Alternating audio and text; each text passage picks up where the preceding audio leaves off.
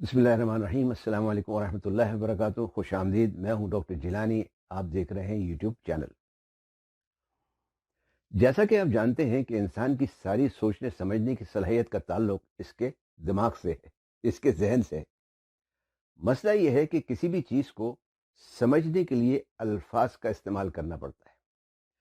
अल्फाज बुनियाद बनते हैं ज़बान की, लेकिन हर लफ्ज़ का मतलब ज़रूरी नहीं कि हर एक के लिए एक ही हो, क्योंकि हर लफ्ज़ की एक छाप होती है।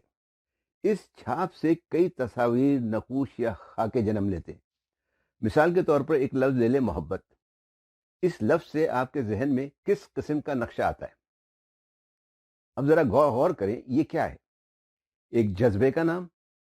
लेकिन इस नाम और इसकी छाप से जो नक्शे या खाके जहन में आते हैं, क्या वो सबके लिए यकसां है? क्या इसका मतलब सबके लिए एक ही है?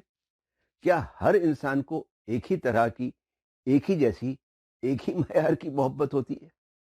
क्या इसका मतलब जिंदगी के मुख्तलिफ अदवार में एक ही रहता है? नहीं। क्यों? क्योंकि हर इंसान की सोच एक जैसी नहीं, इसका मयार एक जैसा नहीं, इसकी उम्र और तजुर्बा एक जैसा नहीं, और ये सब कुछ एक जैसा हो भी नहीं सकता। इसलिए कि इसके पीछे ला इंतहा अवामिल हैं, अजीब व गरीब, कुछ समझ में आने वाले और कुछ ना समझ में आने वाले। एक नाम से कई शाखसाने निकलते हैं, इसके मुख्तलिफ जाविये बनते हैं, मुख्तलिफ शक्लें बनती हैं। जबकि बाज हालतें ऐसी भी हैं जिसमें दुनिया इधर की उधर हो जाए, छाप नहीं बदलती। यहां तक कि नाम बदल जाते हैं, लेकिन छाप वही रहती है। देखा जाए तो नाम, अल्फाज, जबान और इनकी छाप कोई शय नहीं, इनका कोई मादी वजूद नहीं, इनकी कोई मादी हकीकत नहीं। ये एक मुनासिबत है, अलामात या इशारे हैं किसी वजूद, शय या मानी का, जो जहन इंसानी में पैदा होता है। यानी इनका अगर कहीं कोई वजूद है तो सिर्फ जहन इंसानी में है, और यही वो जगह है जहां हक को बातिल या झूठ और सच का मार्का अमल में आता है, जहां इत्तेफाक और इख्तलाफ पैदा होता है, जहां दोस्ती और दुश्मनी तय पाती है, जहां मोहब्बत और नफरत का फैसला होता है, जहां कत्ल और गारत गरी या अमन और अमान जन्म लेता है। ये जहन इंसानी है जहां सारी खिचड़ी पकती है। सारी तस्वीर, नक्शे, खाके, मानी और मतालिब इसी जगह पाए जाते हैं, और जहन इंसानी ही इनको तश्कील देता है। इन सब बातों से जो चीज़ सामने आती है वो ये कि हर शख्स का जहनी नक्शा मुख्तलिफ होता है। हर शख्स की सोचने, समझने और तजिया करने की सलाहियत मुख्तलिफ होती है।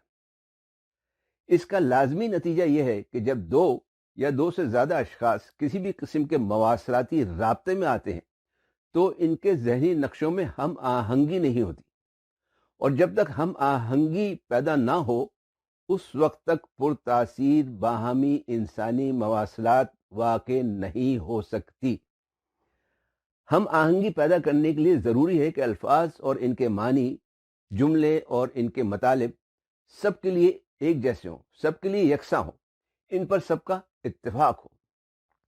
होता यह है कि किसी शख्स को जब कोई ख्याल आता है तो इसका एक नक्शा इसके जहन में बन जाता है।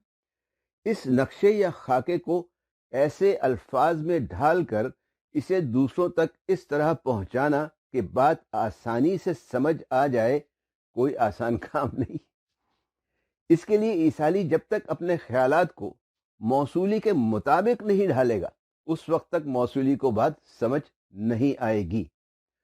मतलब यह कि आप उस वक्त तक पुरतासीर इंसानी मवासलात नहीं कर सकते जब तक आप मौसूली को अच्छी तरह से समझ ना लें, और फिर इसके लिहाज से तहरीर और तकरीर का इस्तेमाल ना करें।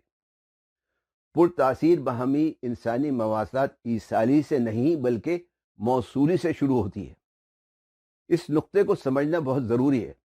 हर किस्म की इंसानी मवासलात ईसाली से नहीं बल्कि मौसूली से शुरू होती है। अगले वीलॉग में बाहमी इंसानी मवासलात के चौथे नुक्ते पर बात करेंगे। वीडियो देखने का शुक्रिया। पसंद आई तो लाइक, कमेंट, शेयर और सब्सक्राइब ज़रूर करें। दुआ में याद रखें। फ़ी अमानिल्लाह।